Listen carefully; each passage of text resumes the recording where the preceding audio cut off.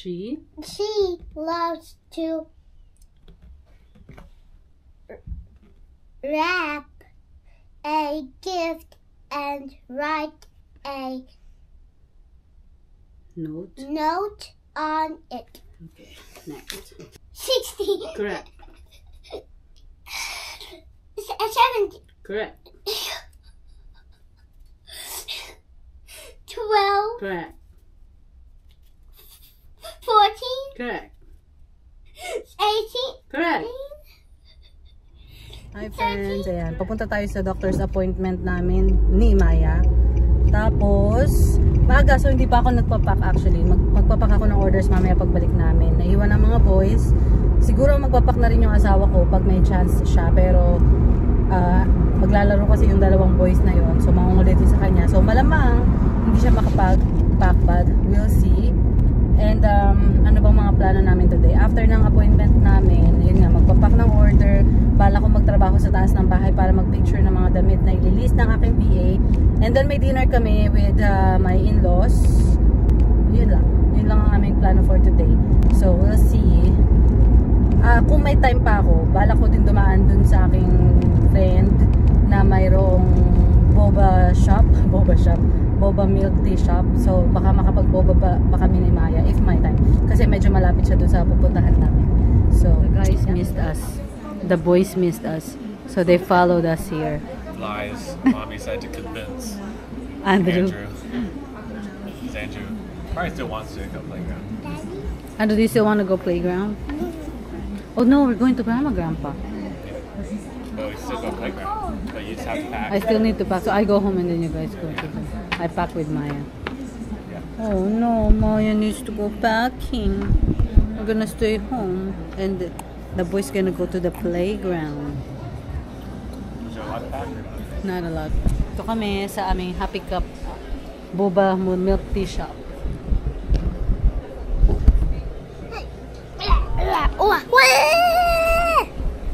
Relax muna kami. Mamaya uwi na kami. Magpapak pa ng order.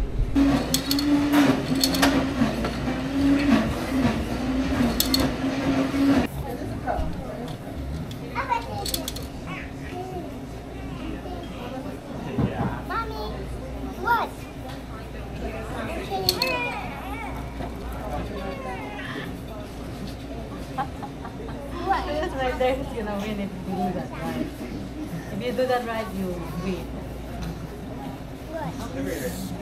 Oh no. I'm not gonna tell you. Right there. Ayan, pabalik na kami ng bahay. Boba milk tea kami kanina. Sumunod yung mag-aama sa amin. Sinabi ko kasi magmi-milk tea kami. Kung gusto nila sumunod nga. So yun, nag-enjoy naman kami. Parang relax time with the kids na din. Tapos dumiretso sila sa playground. So sabi ko, hindi na ako sasama sa playground kasi magpapak pa ako ng orders. So yan, pauwi na kami ni Maya. Sana mag-nap si Maya para makapagpak ako. I mean, isasama ko na lang siya sa loob ng aking packing area. Ayan. Actually, hindi na pala ako masyado nagda-drive. Parang huling, pinaka-drive ko na lang is kapag pupunta kami ni Maya sa appointment niya. Kapag kasi doctor's appointment ko, dapat kasama ang asawa ko para siyang maghahawak kay Maya, ganun. So, talagang sa appointment lang ni Maya, ako nakakapag-drive. Hindi ako maalis ng bahay nang kasama yung 3 bata lang. Kasi, hindi ko pa kaya na parang 3 maliliit na bata gagala or whatever nang wala yung asawa ko. Hindi ko pa kaya. So, hindi kami maalis. So, kung maalis man kami, kasama yung asawa ko. So, malamang siya ang magdadrive, diba? Kapag din pala pumupunta ako dun sa bahay ng isa kong friend, si Klang, minsan dumadalaw kami doon. Siguro, once a month, ganyan. Yun, nagdadrive ako medyo mga 20 minutes drive. Ayun na yung pinakamalayo kong dinadrive. Samantalang dati, nung dalaga ako, first year ko po dito sa US, pagdating ko dito, galang-gala ako.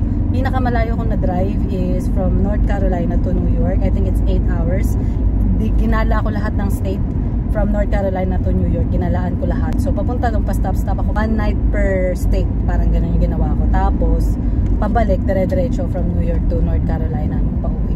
Ginawa ko yun dati nung dalaga ko. Yun na yung pinakamalayo ko na drive. Matagal din yun 8 hours. Isang buong araw ka nagda-drive. Tapos baguhan pa akong driver nun. So medyo lakas loob lang. Ngayon, kasunod na namin yung mag-ama. Hindi na pala sila pumunta ng playground. Umuwi na din sila. So, they had enough. So, ngayon nagpapak na ako. Good naman na natutulog si Maya. So, ito yung aking mga naibenta pa. So, nakabenta tayo ng isang swimsuit set. Swimsuit tuloy. Nakabenta tayo ng isang underwear set na jockey. Isang Hanes na bralette, sports bra. Calvin Klein pala. Tapos, isang dress, tablecloth, isang sandals. Tapos, isang mga set ng mga pang-ipit. Ipit sa buhok ba? Mga scrunchie, ganyan, isang set. Tapos, ito, may nabenta kaagad tayo ng mga Dora set. Kung napanood niyo yung aking reselling used books, ayan, tubo na ito. I'm so happy about that kasi pangalawang set na ito ng books na aking naibenta. Ito pa, mga nail polish, isang Pokemon, isang coffee mug, isang sunglasses, blue light blocking glasses, hairspray, lipstick, at finally, yung ating crochet na swimsuit. Kung napanood nyo po dun sa isa kong mga vlog before, nakapag-vlog ako, I think, few weeks ago, about dun sa aking dating business na crocheting. So, parang naglinis-linis din ako, dineclutter ko yung aking mga lumang inventory, so binenta ko na lahat. Pinost ko yan sa Facebook, sa aking personal Facebook group, para ako, ang bumili muna is yung mga friends ko, ganyan, parang local ba. Walang bumili kahit isa. Walang bumili. So, sabi ko, mahal ba talaga? Mahal ba talaga yung benta ko dun sa mga crochet? Mura ko na nga binenta. Wala pa rin bumili kahit isa. Pero, pinost ko siya sa YouTube. Ayan, shinare ko sa aking mga subscriber. At may bumili. Si Miss Karen. Minessage niya ako sa Instagram. Ayan, binili niya yung isang orange na parang terno siya. Oh, what's that? What is that? I don't know. I don't know. It's a pen. Oh, it's a marker. You want a paper for this? Mm-hmm. Okay, I'll give you a paper. Here. Make sure you only write on the paper, okay? Here, hurry. So, ngayon, yung aking mga binibentang crochet na swimsuit ay pinost ko na siya sa aking Etsy. Gumawa ako ng bagong Etsy account. Tapos, dun ko na ibebenta lahat. So, available na siya. So, meron na ako ulit bagong Etsy store for my crochet products. Naisip ko, hindi na rin naman sayang kasi in the future gagawa pa din naman ako ng ibang project eh. Kagaya ng mga future costume ni Maya, 'di ba? Nakalist na doon. Yung mga princess costume niya na dalawa nakalist na din doon. So yung mga future costume niya ibebenta ko din doon. I don't think I will have time na mag-work pa kasi after ko mag-pack, anong oras na din? Pupunta kami, magdi-dinner kami sa aking in-laws.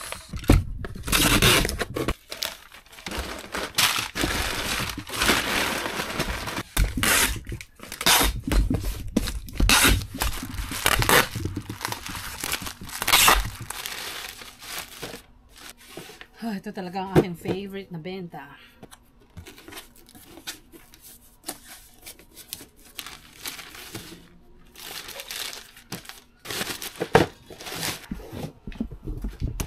Last two.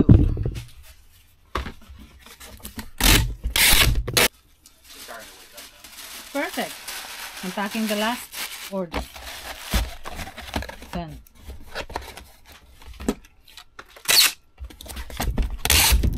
Aba, napadami ang aking pagdadrive today kasi on call lang aking asawa sa work sa hospital, so possible na mag-work siya, bigla siyang tawagin, gano'n. So ngayon papunta kami sa aking in-laws. Nakaseparate kami ng car with Daddy Ryan. Ayun, napadami lang yung drive ko today. It's a nice weather today. Yeah. Good weather, it's not so cold. I love grandma and grandpa's what do you call it? Neighborhood. Yeah. Barangay. There's fish? Yeah, there's fish out there. Where's the fish, Andrew? Over there. You see? Oh wow, yeah, big fish. Well, it's not that big. You didn't bring bread for the fish, right? Yeah. She wants it, right? Yeah. No, yeah. What does she want? That is wonderful!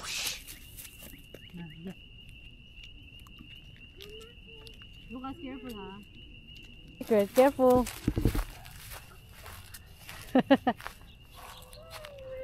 Up and down. Careful, Andrew.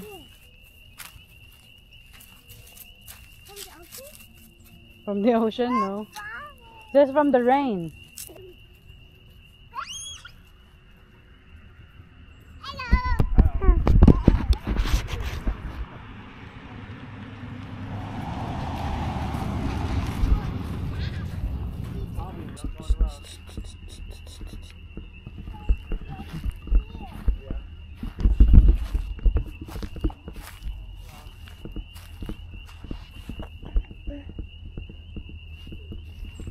How about Maya? Maya like it out here? Where's the food? I don't know. Probably got No, don't like it?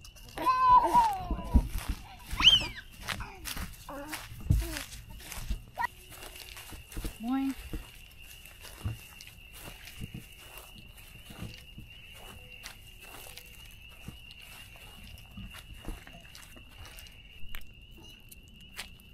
It's actually against the light, so but it's cute. It's a nice view there.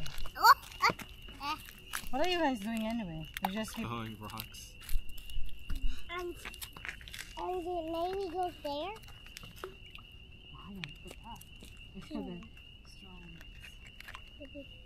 Nope. Oh, why can't I even just see one when it goes? I have got an idea. Okay. And I was pushing it. Wow.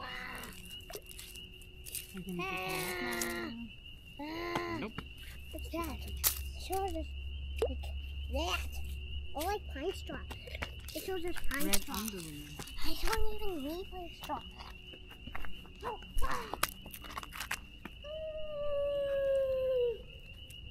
Hey, look. Go with Mama. hey! I'll bring the camera. Hey Maya! Hey Maya! She's smiling. Oh my god, they're too far now. They run too fast. Look, that's your bicycle! You're running too fast! Yeah. I saw you sitting there. That's Grandma's seat. Yeah? Be careful.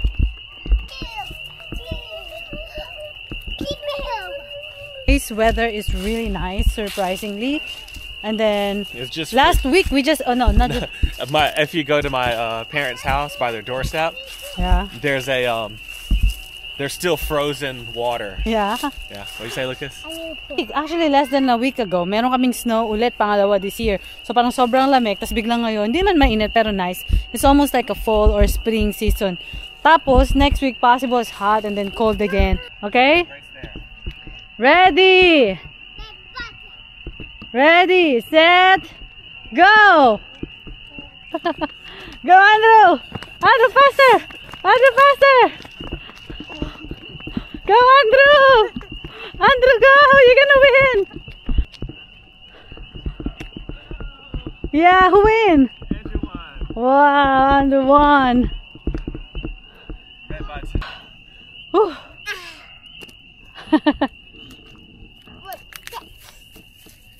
That's Grandma's stick. Oh! Andrew is really like more like a outdoor boy. Hi, husband. Yabang ng asawa ko. Ambulance, traffic. Okay. Stand. Because there's no cars, Oh, right? Mommy, look. It's the Eiffel Tower I know. in America. Eiffel Tower in America. Going on. Fast. Look, now there's a fire truck in front of us. Yeah. Like a big one exiting, so we kind of stop again. Yeah. Is that from Grandpa? Yeah. Look at the name. Okay, can you read? Dear Lucas.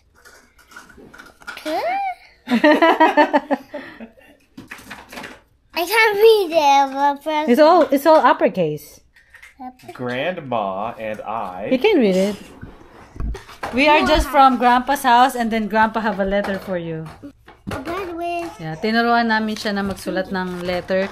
Alam niyo yung pag nagsulat ng letter, sa gitna yung pangalan nung magre-receive, tapos sa taas yung sender, gano'n. Tinuro namin sa kanya kung paano. So, sinendan niya ng Valentine card yung kanyang grandpa and grandma. So, ito yung reply.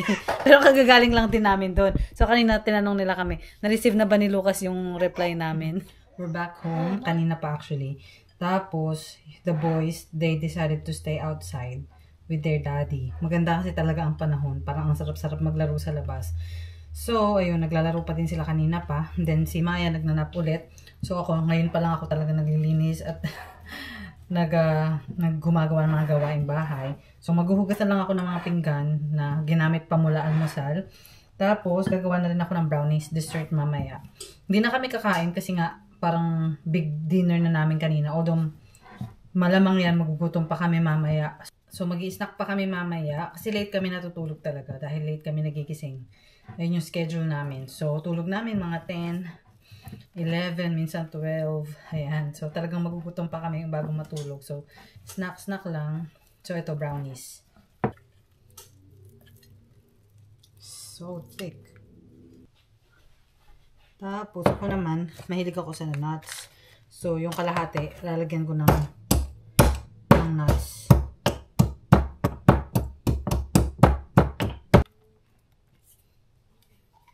Ready na yung oven natin. Ayan, kalahati na may nuts, kalahating wala.